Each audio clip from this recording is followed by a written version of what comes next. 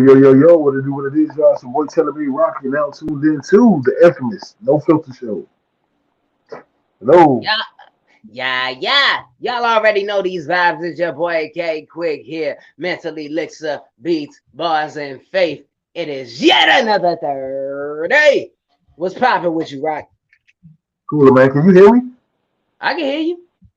Okay, bet. We live in effect. My bad. Oh, there Oh, goes. this What did ain't. you say? Oh, stick it in. Hey everybody, it's me, Just Star. Hi. What's up, What you say, Star? mom? Uh just leaving the grocery store, but I'm here. I'm here. Well, give me a bag of chips. You about Yeah, a few moments too late. I'm checked out and headed home. but I tell you what, I hit an ice cream truck, so let me get a bag of fruities. You feel me? Give me a You definitely did hear the ice cream truck. And y'all, I just got some Reese's Klondike bars. Oh, I'm about to crush. Oh, that's love right there. Yes. So how y'all feeling this week? I feel good. I genuinely do. The energy is high, the vibes is low, everything. Quit.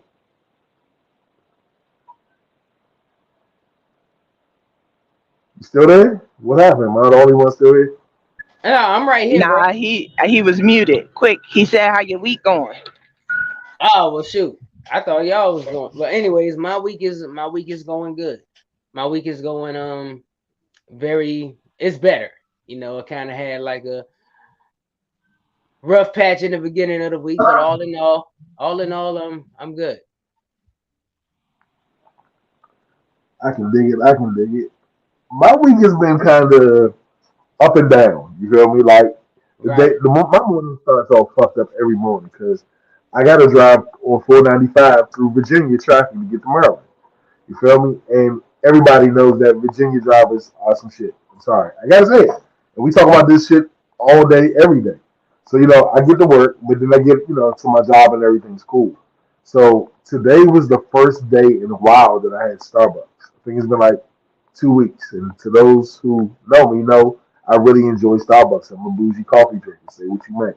You know what I'm saying? So today I was dragging ass and I just had to get a cup of coffee. But I realized once I got that coffee, like I had another gear and I didn't know I was moving as fast as I was. But now I'm starting to come down. So that's the type of up and down shit I'm talking about.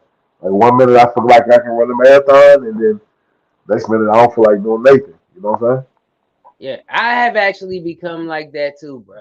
It's been like that. I noticed I've become like that ever since after I got out of college because being that I got no sleep in college because I had so much work I had to do between internships and whatnot. Back then, I was going off of 5 hour energy shots, but I stopped that because that's just unhealthy. But I've noticed in the morning, in order to really get going, I need that cup of coffee, bruh. Mm-hmm. It's weird. It's like literally the Dunkin' Donuts down the street from my job know me by name, Bro, you go to Dunkin' Donuts? bruh. They be lit, bruh. At least the one by where I gotta go on a daily. I don't know. Every time I go to Dunkin' Donuts, they coffee tastes like sewage water. Well, every time I go to Starbucks, a coffee costs $365. Well, they got some stuff that's on sale. I would say. Some place. Damn, but where did Star go? She in the back. She, all right, yeah, she might have just got back on that new headset that she be flexing with. So Superstar, Yep. you still out there? Okay. Do you want to go to the celebrity Yeah. news? Sure. I can definitely do that. Give me one quick. Let's see. Oh, but one thing I do want to I do want to ask though is like as of right now in the current time, how's everybody's mental? I can honestly say that I'm living the best days of my life right now. You feel me? And mentally, I'm feeling good, and I haven't really felt this way in a long time. You know what I'm saying? Like that clutch that grief had on me. You know what I'm saying? I'm healing, Of and course. I'm smiling more. You know what I'm saying? I'm getting back into the swing of things, and I'm actually starting to feel like myself. And the crazy part is, I just started a new job like last month, and it just so happens to be in my mom's old neighborhood. And my actual maintenance shop is literally right below her old apartment. So Wow. I walk past it every day. Um, Wow. Another crazy part is the bottom apartments where my shop is. I used to live in both of those apartments as a child. You feel me? Word. So I have so many memories there. You know what I'm saying? From my cousins living around there. So it was crazy because I ran into a good man of mine around there. I ran into my aunt and uncle, which we had kind of like some turmoil, and it was just like right then and there, it was just all love.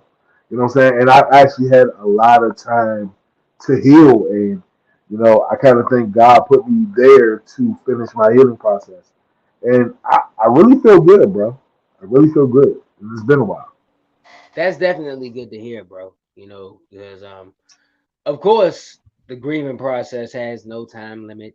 You know, we all know that, but the important thing is from grief comes strength, and I'm glad you're gaining that strength. You know what's crazy? I had to really understand that technically we grieve forever. You feel me? It never goes away. You know, you just learn how to deal with it and cope. And some days are harder than others. I'm not gonna lie. You know what I'm saying? Yeah. Like my first day there, like was the hardest. You feel me? Because Right. you feel me? Like I'm there, and it's just I like it got me. Like I ate lunch outside in the parking lot in my Was car. You that your feel me? was Park. that was that was that your first time there in a long time? That was my first time there in about I want to say almost a year and a half. Mm. Yeah, Okay. you know what I'm saying? Since 2021. Yeah. So Yeah, man. Yeah, unfortunately, yeah, you're right with one thing when it comes to grief that really doesn't go away. And you're right, you do deal with it. But of course I've learned the hard way that some things mentally you can't just deal with. And the reason I'm saying mhm, this is because where I am right now, I've actually taken the extra step and I've started going to therapy. For those who mhm, probably don't know, as much as I know psychologically, like the saying in psychology is every clinician needs a clinician, you know, and right. that's a fact. Same way every doctor has their doctor and so on and so forth. But but yeah, it's just I have the wherewithal to know that there's a whole lot of things that I harbor that are from way back that are unresolved, and there's things that are new that I'm dealing with now that I really do not know how to hmm fully comprehend. And I just decided to take that step. I mean, I should have did it. I wanted it 15 years ago, but that's a different story. But Right. yeah, but that's where I'm at right now. But you know what? I think, and I admire you, bro, because to sit up there and say, hey, maybe I need to go get some help. And first and foremost, I just want to say I'm proud of you because that's a big step. To say, what, I can't deal with this alone, and I need help. You know what I'm saying? I need to be able to go talk to somebody. You feel me? Who can help me get through this process? You feel me? Um, that's I admire that because me myself personally, it's hard for me to talk to people. If you're not in my circle, and I don't have that trust and bond with you, it's hard for me to really open up.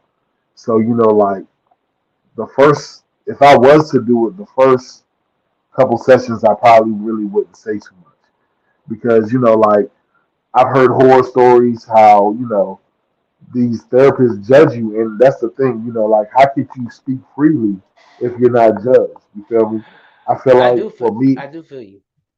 Yeah, I feel definitely. like, when I talk to you guys, I feel like you guys know me, and you when I speak what I'm feeling, you guys don't judge what me by what I'm saying. You feel me? You really just let me speak. You feel me? And that's a safe place that I kind of find it hard to do that with a therapist. You feel me? Especially a person that don't know me.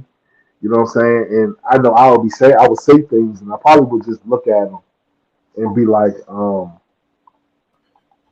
you judging me just by your body language?" You feel me? Like, so I admire the fact that you were man enough to say, you know what, I need to just go see somebody. Ladies and gentlemen, the rest of the team just joined us. We got just the Blue Phoenix and GMO. What up, family? Here we Yeah, go. Hello, everybody. what's Hi. good? I'm having some But no, technical difficulties. Give me 5 seconds.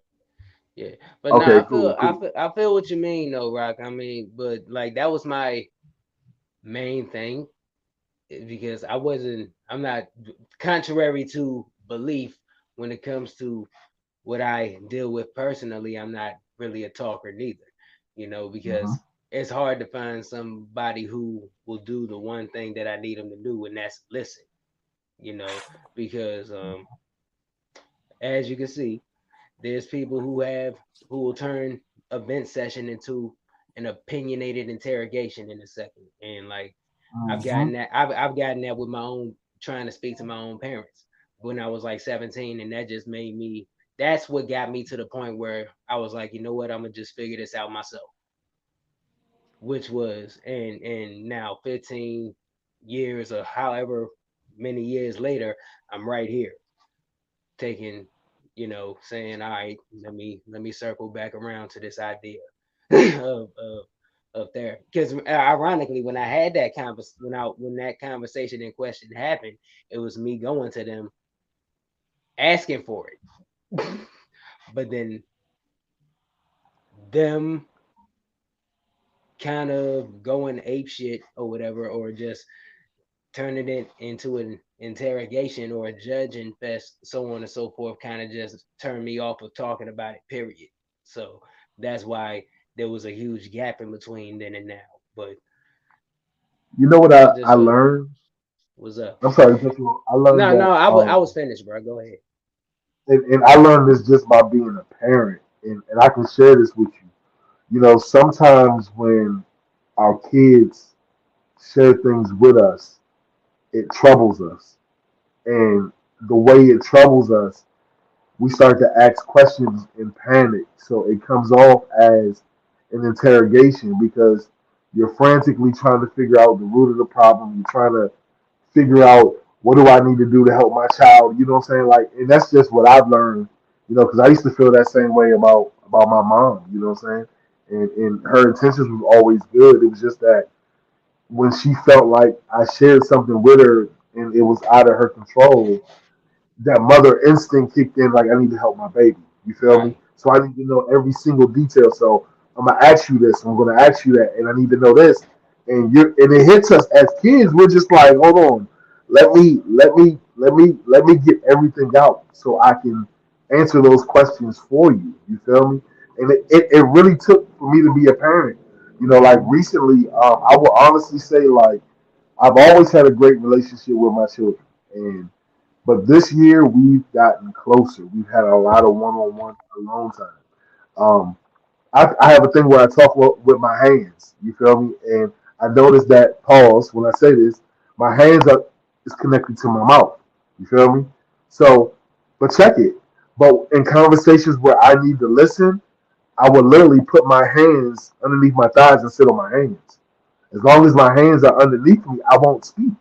And it sounds weird, you feel me? But it actually worked. So I noticed when I was talking to my daughter about something serious, like my hand movements made her a little antsy because it was an intense conversation. So I noticed when I made her feel safe and I just, you know, kept myself restrained, not restrained as in like a bad thing, but just kept my hands still, I was able to listen. And all the questions that I wanted to ask her, I got from her just me shutting the fuck up and listening. You know what I'm saying? But my bad, I didn't mean to ramble, but that's just, I understand exactly when you say it feels like an interrogation. But yeah, and but the weird thing is the way the conversation I felt needed to go back then, I'm just having with my parents as a grown adult. They because granted when they see because for instance when they see like when they see music videos like Mental Elixir, or when they see the chess capacity, the second installment of chess capacity, or where they hear the content where I speak about these things and they absorb it and then they start asking questions, I tell them where it comes from. And then we have a discussion and then they realize well, for one, they don't realize, but they tell me because I know parents do the best they can, and I don't have no ill will to my parents at all. I feel like I have the best parents ever. But when the conversation is over, the conversation ended with them apologizing to me for not listening because they fully understood and heard everything I had to say then. Excuse me, now that I was trying to say then, and they realized how much could have been solved. Do you think That's what it they was the told fact? me. Do you think that trying to articulate everything that you was feeling as as a youngin versus now, do you think you articulated the same way that you would today? Well, of course, today I'm wiser. Today I have a very broad way of articulating, and I have a very broad way of getting things across. But because I remember these conversations or these conversation attempts from back when, and I thought they were pretty straightforward. You know, I just said, Hmm. I feel this certain way. I literally said, I feel like I need this conversation. I said anger management because I handled my anger terribly. And then as soon as I said the word anger management, boom, everything went downhill. Right when that happens, if I said the word there, it like seems like, and it's a repeated pattern because like I've spoken to people who went through the same thing. When a cry for help happens, it ends up getting like the cry gets clouded because of that state of panic that you speak about, because it turns into an interrogation and the cry for help gets lost in that, and then the conversation goes downhill, and then from there that cry for help never gets answered. Hmm. So Phoenix, come on, need y'all to chime in. Go ahead, Phoenix. You was about to say something. Okay, so my question, I like the fact that we came into this type of conversation. I don't know how it started. I don't know how it started, but I was going to bring up something about that because my daughter, my sophomore, came home and brought me this. It says healthy relationships. This is Hmm. something that they were working on in school, and it's a workbook, and that actually it talks about self relationships and relationship spectrum, healthy, unhealthy, abusive. It talks about gaslighting and cycle of abuse. It talks about love bombing. It talks about digital dating abuse, boundaries, dating relationships. It's just breaking up my boundaries. Just in high school, communication and like Quick was saying, active listening, friendships and conflict resolution.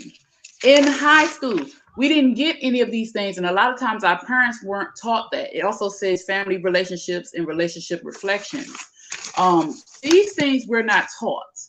These things we learn through experience over time. And so in your situation with your parents, and most of our parents, they were so busy, lost in their world, just like we are, we gotta work, we gotta pay bills, we gotta take care of kids, those of us that have children, we gotta worry about this and worry about that on top of our own personal issues that we have to deal with. Well, our parents did not understand how to separate those things.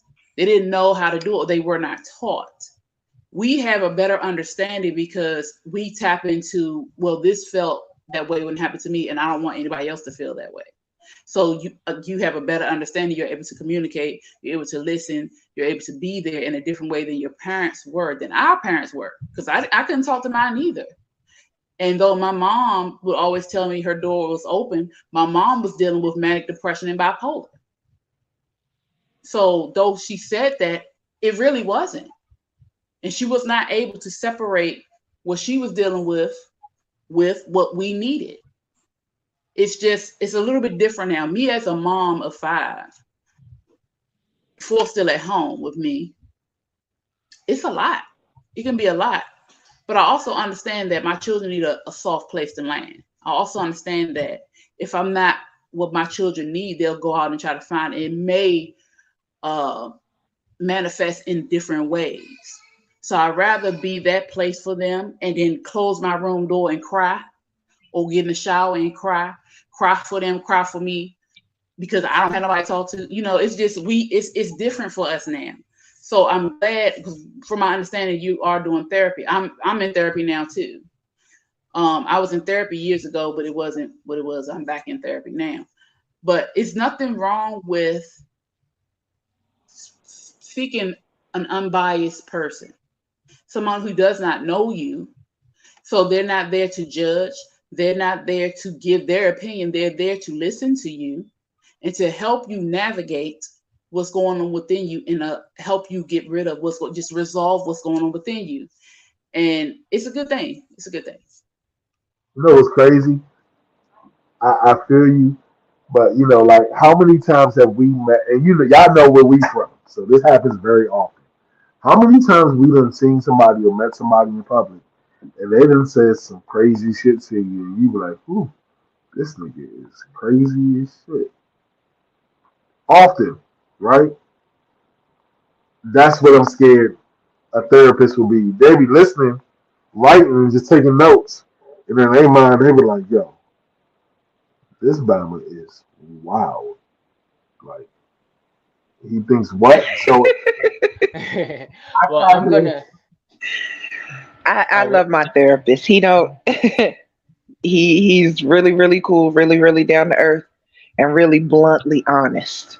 How long I have you been in absolutely love therapy? that about him. Since 2016. Hmm. wow. Since 2016.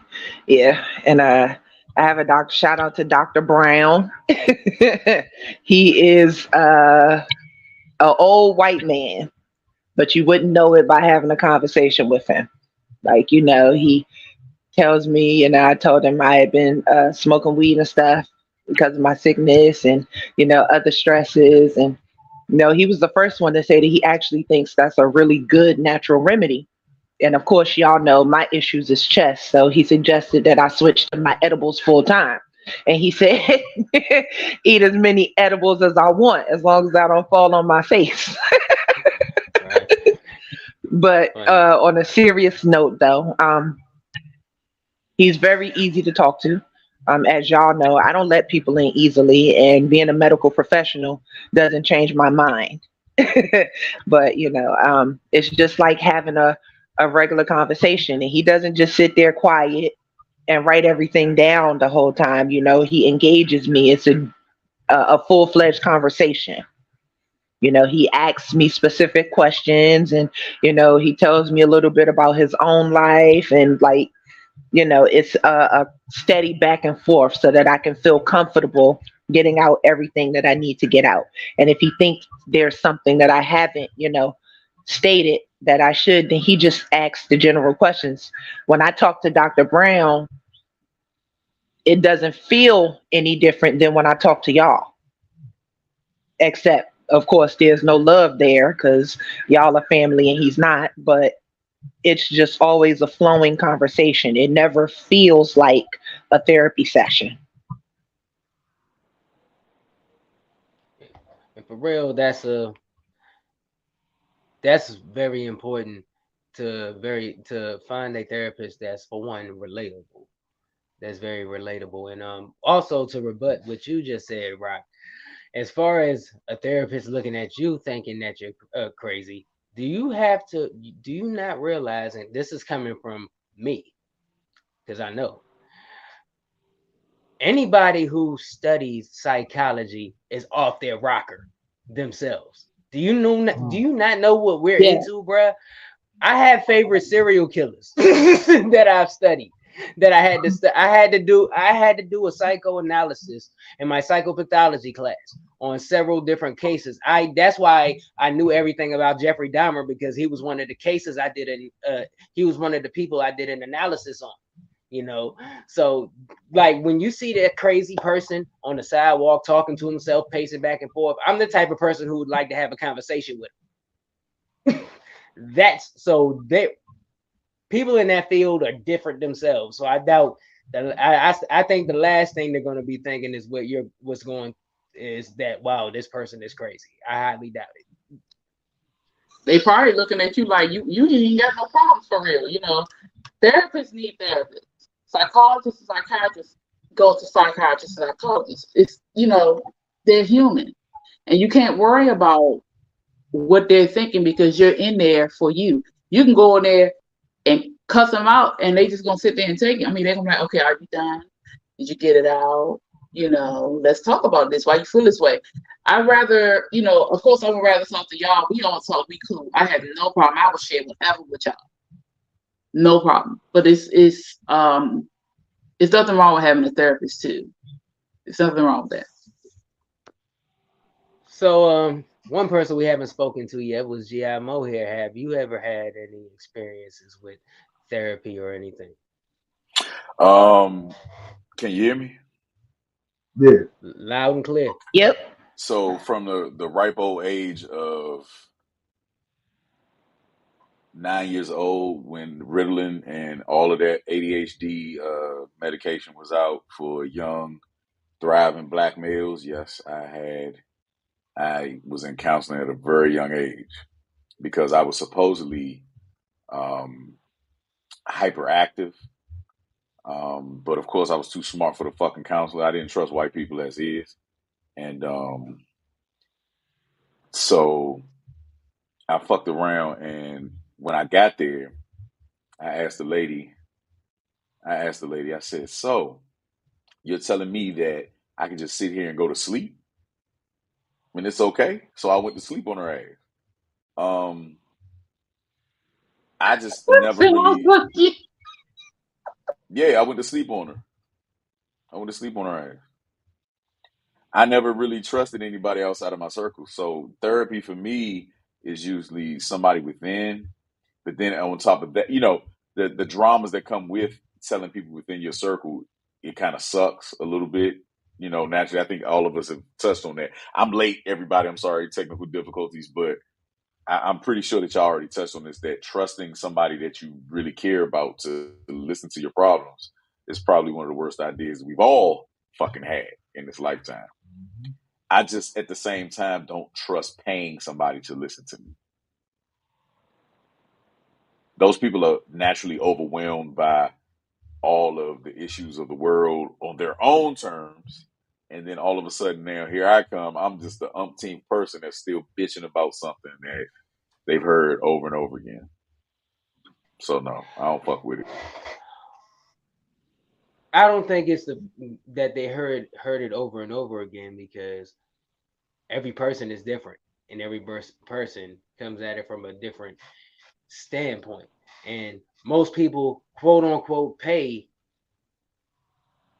to have that person listen to them because nobody will do it for free, or they couldn't find somebody to do it for free. Genuinely. We have to, I mean, but when we say genuinely and then we say for the free, if you're spending time, that's nothing is ever free. I mean, you're expending something. Like something is going to get, you know, you got to take away from something in order to give something, right? So we figure if we take more time out of the day to really genuinely listen to a person and we're discussing, you know, issues, We usually do that. Men usually do that barbershop talk. You know what I'm saying? We do it over drinks. We might have a football game or whatever, but we eventually get the issues out. You know what I mean? I think that the only time you truly need a counselor is when you feel like the issues that you have can't honestly be discussed with a mature audience or an observer or somebody that you know what I'm saying? I think that you're looking for that maturity. I don't feel like you're really looking for like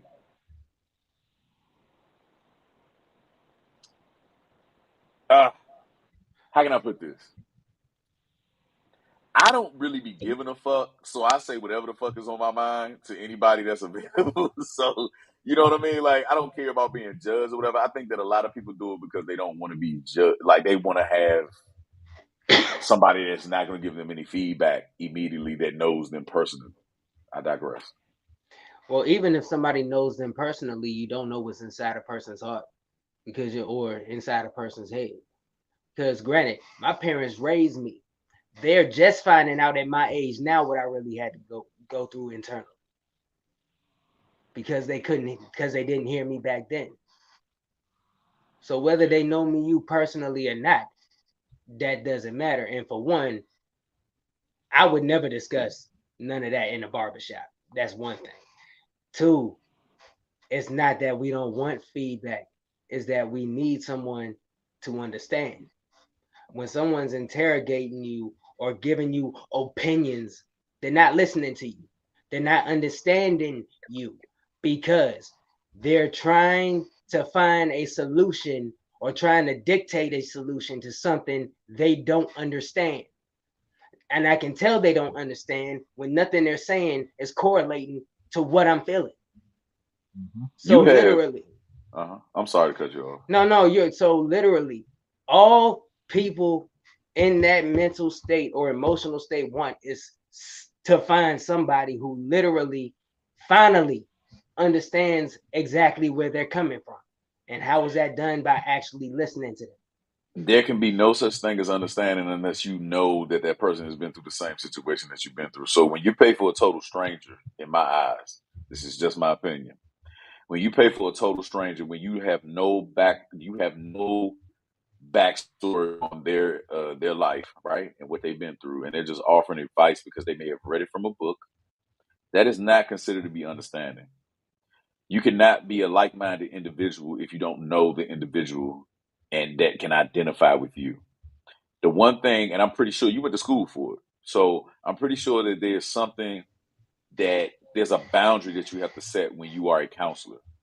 You can't obviously let it overwhelm you, but at the same time, you can't relinquish and or tell the person that you've experienced this experience and they identify with you. You can't be locked into a total stranger when you're getting paid by the hour. You obviously have to move on right after that. So for me, I would rather have somebody that I know that has experienced this. And the only way to know that somebody has gone through something is to open it up and say the truth, live your truths. And somebody out of that crowd, some people may clown, some people may play, but somebody's going to pull you to the side and be like, hey, bro, I get you.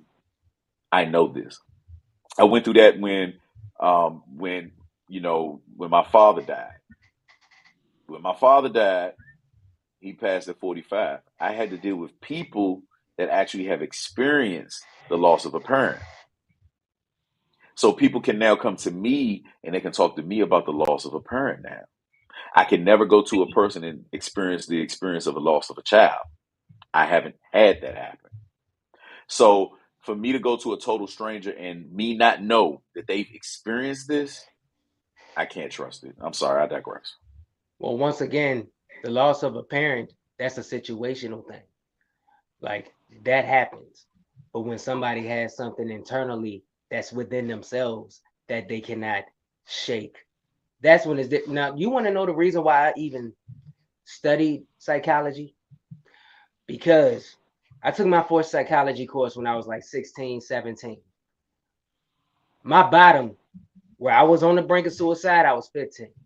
But when I took that psychology course, that's when I started healing, because the more I learned about how the human mind works, the more I learned about what I was going through. I learned so much about myself. in that. And speaking with so many people in my field when I was in college, we all have similar backgrounds. Believe it or not, we're drawn to that for a reason, bro. So granted, I'm sure Star loves her therapist because granted, they have a common ground. There's stuff that they can relate to. She says she can relate to him. He's very relatable, so on and so forth. I'm sure I'm not in Phoenix's sessions neither, but I'm pretty sure there's a reason she can talk to that person. We don't know. Now, So, granted, we don't know. But all I'm saying is all I'm what's going go ahead. I'm I'm gonna saying, compare it I to want this. Hold on, real quick, bro. I got something that's on my mind when he said that. I'm sorry to cut you off, too, Rob.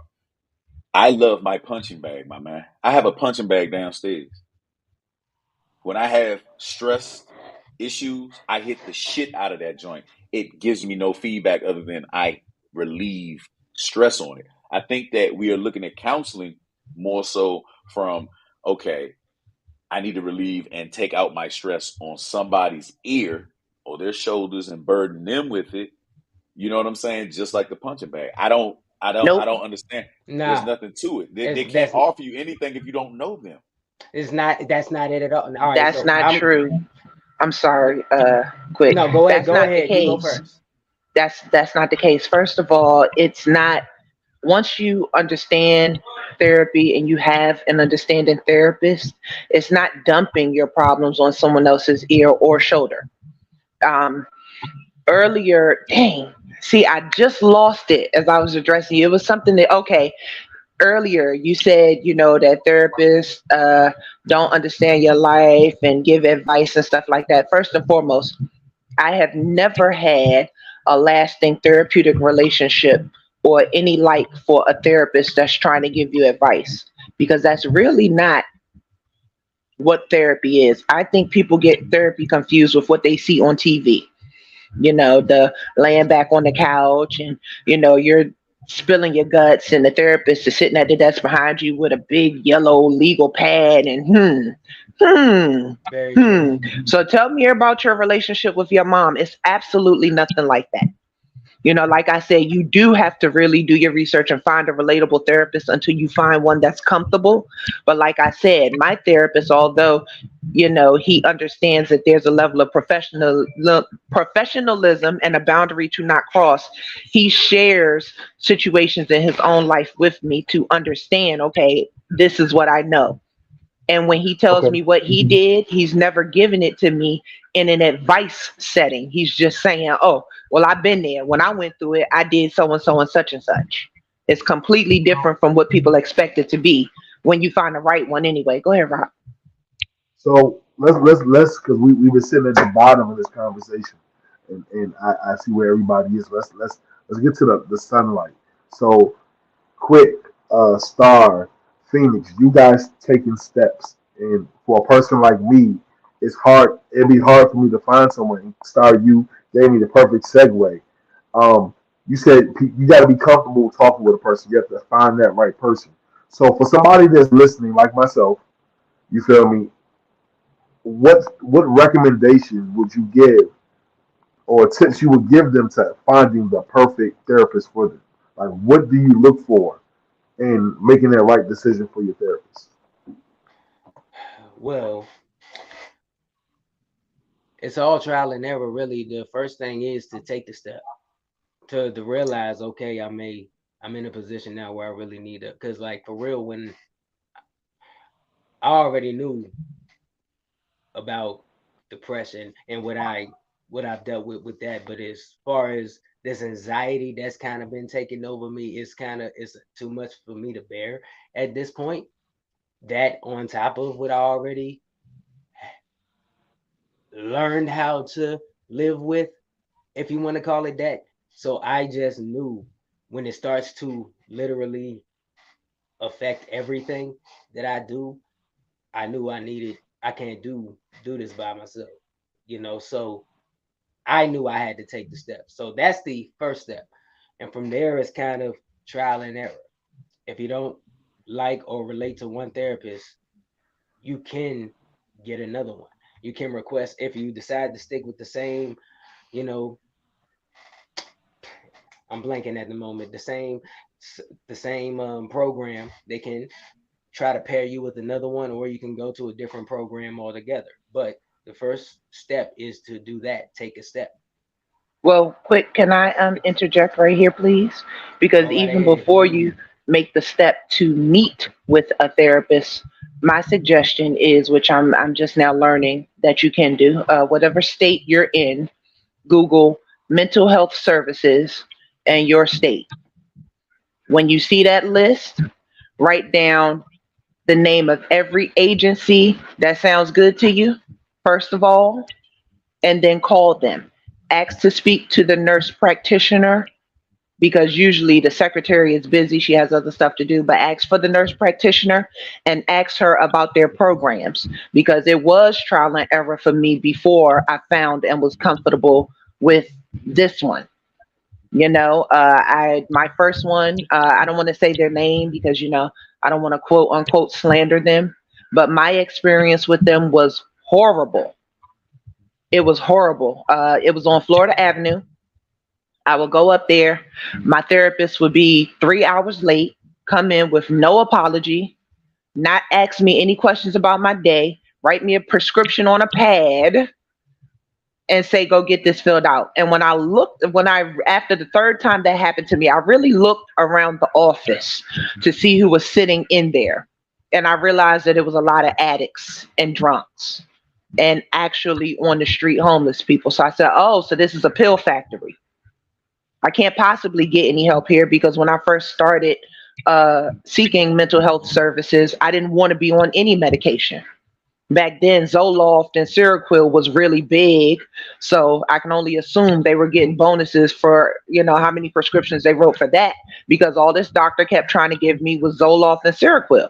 You haven't diagnosed me yet to know what I need, but you know you're not even having plausible conversations with me. You're coming in late, you know, like you having issues of your own. So you have to start your research before you start your journey. Talk to these people. You as the patient, you as the potential client have the right to ask questions about what kind of services you're going to receive before you receive them. So, ask them, well, how do you deal with clients that don't want to be on medication? And how long are your therapy sessions? Like ask the pertinent questions, the questions that you have fears about. The purpose of them is to quell those fears so that you can get the services that you need. So if there's something that you're not sure of about them, are there going to be other people in my sessions? Do you all have security? How do you, whatever you think you're struggling with? If you think you're schizophrenic and you have flip outs, well, what's your protocol for, you know, ask them everything before you even sit down in their office. They have to talk to you. If they want to provide you services, they'll answer your questions. And then you start picking off of your list based off of which ones make you feel comfortable. You don't have to just lock in on one before you even know what they're going to do. Phoenix, go ahead, and then we're gonna shift the conversation. Okay, a few things. What we have to remember is when we go to our friends, we go to our family, and we pour on them or we download or dump what's going on with us on our family and friends. They may get it, they may be able to relate, but that doesn't mean they can handle it. Of course, you're going to try, but that doesn't necessarily mean that you should always dump on your friends or you should always dump on your family or you should always just let go with people who relates to you. I'm the one that happens to. I'm everybody's therapist. I'm everybody's counselor, quote unquote. So I'm the one that everybody call. I'm the one everybody talks to. And I'm the one who has to release it, but nobody listens to me. And so it's like I could be talking to somebody, and the minute I get ready to talk or tell what's going on with me, then they come in and bring their issues in, and it just leaves off of me. So this is why I have a therapist, because when people come to me, I can't go to anybody else, and I go to this therapist, and I don't have to worry about her trying to implement what's going on with her today. What's been going on with her for the last 2 weeks. What's been going on with her for the past 2 years. I don't have to worry about that. I can talk about what I'm going to talk about and leave it there. Or bring what I've been toying with or been torn with or dealing with on my own, because I do a lot of work on my own. And she can hear and be like, oh, okay, well, that's great. Or how did that make you feel? Or, just things, or just bring another perspective without bringing themselves in it. And I don't have to worry about, well, okay, that's good. You okay? You good? Okay, but I need your advice about this. Or I need to hear this. Or I need to vent. You good? I don't have to worry about that. When I finish that 1 hour, it's back to everything else, which is cool because I still do a lot of at-home work on myself. But a therapist is somebody who is not there for selfish reasons. I mean, they getting paid, yeah, okay. But it's somebody you can just let go of whatever you got there. You don't have to worry about it coming back. I really honestly feel that is the most selfish reason, is that to have a paid professional, right? But Mo, is it fair to just continuously dump on your friends and not be there? Okay, so you're one of the people that people call, right? Yes. Do you feel that you have somebody to talk to? Yes. Outside of this circle? Yes. Okay. My goddamn self. I talk to myself all the fucking time.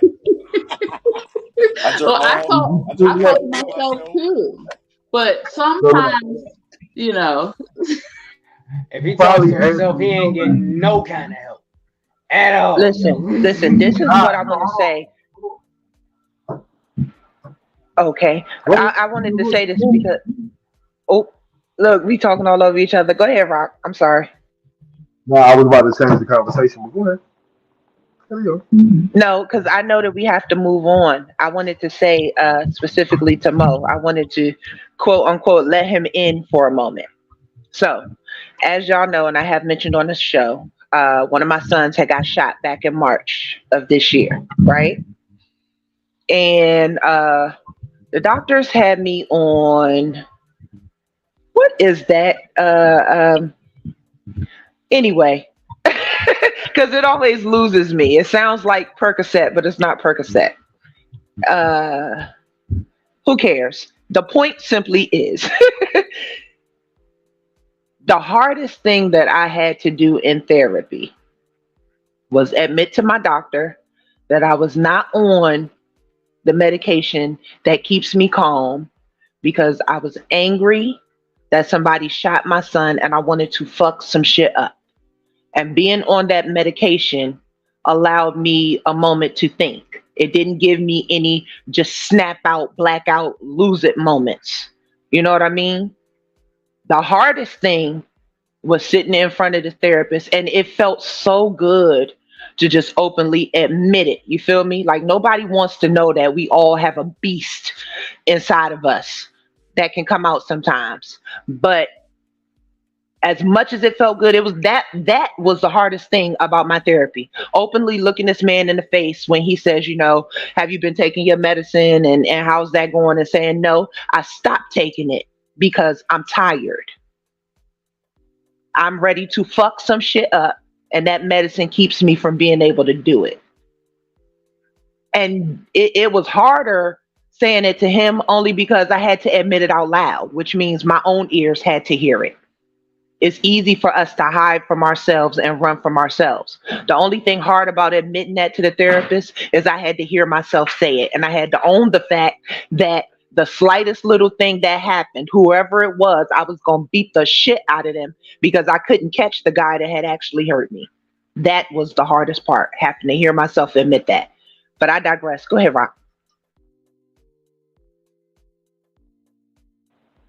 You sure? I don't want to beat anybody up now. No, I mean, you so I can go on. My apologies. Oh, damn it. I mean, what y'all want to talk about? We go on. We can keep going. Well, we had a lot. We had something to talk about today. Rock, bring it in.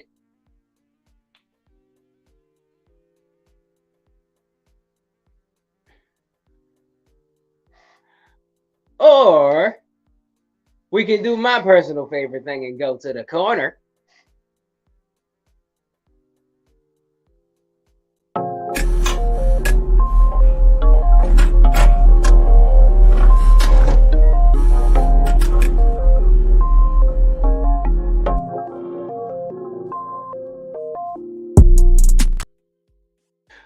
Welcome to another edition of Quick's Corner. Now hone it in right here.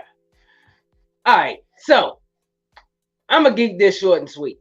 Now, if one thing people knows, if there's one thing that people know about me, I'm very Pan-African, so on and so forth.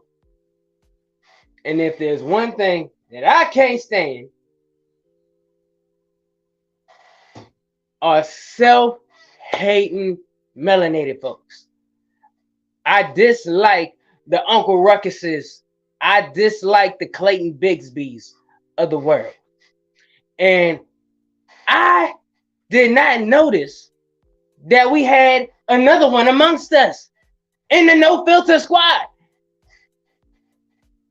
I did not notice it until this past Saturday's impromptu show. And I think we need to bring this to the forefront here. We are now holding a No Filter Show court. Court is now in session. And you know who I bring to the stand?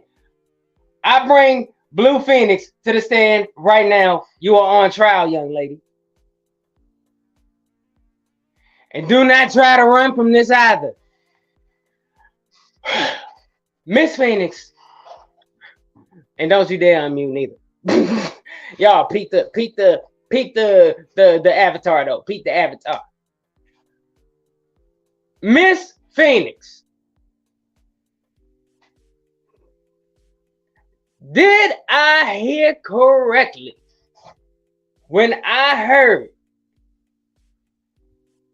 that you were, well, not were, you voted for Trump, correct?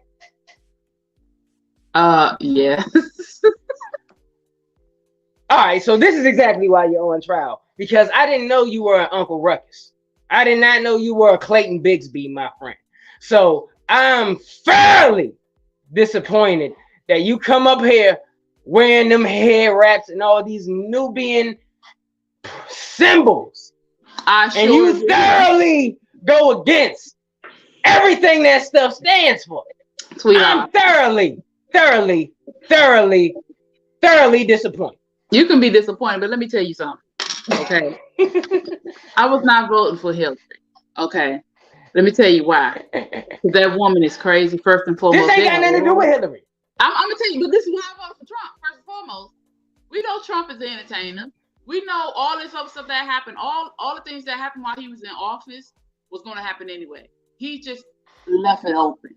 None of that shit happened because he was in there. Yeah, he talked the talk he talked. But the fact of the matter is, like I said before, would you want someone who, now you know that the Clintons were involved in a lot of child things, involved with the mass incarceration of a lot of our men and women, but majority of our black men. They have been involved with a lot of things. Hillary was not getting my vote, which is why for one, I voted for Trump. I would have rather you have done what I did and voted independently for the hippie dude that was. Well, you ain't me, and I ain't you, and I. Which is so upsetting. You voted for the reality TV star. If you were, he would have. You know what he would have told you? He would have said, you know what? As a citizen, you are fired. That's what he would have said. He's more real than the ones that wanted to run. So, are you a proud boy, woman person? I'm proud to be Louisa, aka. No, that's not my question. And no, I'm not running through here being a proud girl. No, I'm not. But I did vote for Trump. Yes, I did. Hell no, I ain't vote for. No, I ain't, because Kamala bullshit. Don't get me started on her ass. Do not. Don't get me started on it. That's Like, fine. don't get Or me started bias. on them neither. But anyway, That's a I'm completely different story. So I'm gonna have to talk to Unc because we're gonna need to get your. We're gonna have to revoke some cards here, and more than one. The light skin card that's gone. The Afro. We're gonna have to do ancestry.com on you to see where you really come from. what? So we're gonna have to see who we're really dealing with here because a lot is in question. Okay, so listen here. Hey Zena. Okay, so everybody is going off with the media, what happened in the media and the things that happen around the world. First and foremost, Trump is an instigator. And Extremely.